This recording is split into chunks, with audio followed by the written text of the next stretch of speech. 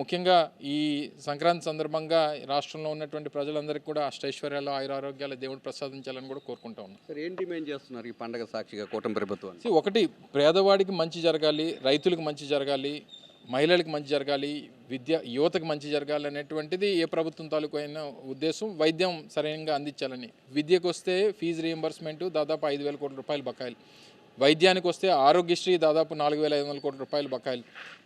పేదవాడు ఎవరైతే ప్రభుత్వం నుంచి ఆశగా ఎదురు చూస్తాడో, ప్రభుత్వం ఏదైనా మంచి చేస్తే నాకు మంచి జరుగుతుందని చెప్పి పేదవాడు రాష్ట్రంలో ఎదురు చూస్తూ ఉన్నాడో, అటువంటి ఏ పేదవాడికి ఏ వర్గానికి ఈ గడిచినటువంటి 2 సంవత్సరాల్లో మేలు జరగలేదనేటువంటిది ప్రజల తాలూకు అభిప్రాయం.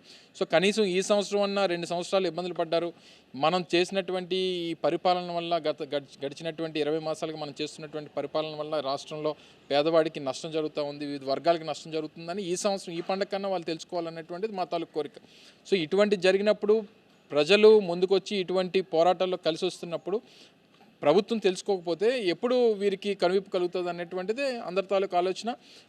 అందుకని ఇటువంటి సందర్భాల్లో ఇటువంటి కార్యక్రమాలు చేసినప్పుడన్నా సరే ప్రభుత్వం కనువిప్పు కలుగుతుంది అనేటువంటిది ఆశిస్తూ ఉన్నాం. సూపర్ 6 హామీలు అమలు చేశారంటే చంద్రబాబు నాయుడు గారిని అంటే నేను ఈ మధ్యకాలంలో చూసిన తర్వాత కొంతమంది పెద్దలు మాట్లాడిన తర్వాత సహజంగా ఒక నాయకుడి గురించి ఎవరు చెప్పాలి అయితే ప్రజలు మాట్లాడుకోవాలి, లేదా వారు చేసినటువంటి పనులు మాట్లాడాలి. ఇవి రెండు మాట్లాడకుండా సహజంగా మనకు సచిన్ టెండూల్కర్ ఉన్నాడు. సచిన్ టెండూల్కర్ ఎప్పుడన్నా నేను ఈ రాష్ట్రంలో ఈ దేశంలో నేనే గొప్ప బ్యాట్స్మెన్ ఎప్పుడని చెప్పుకున్నాడా?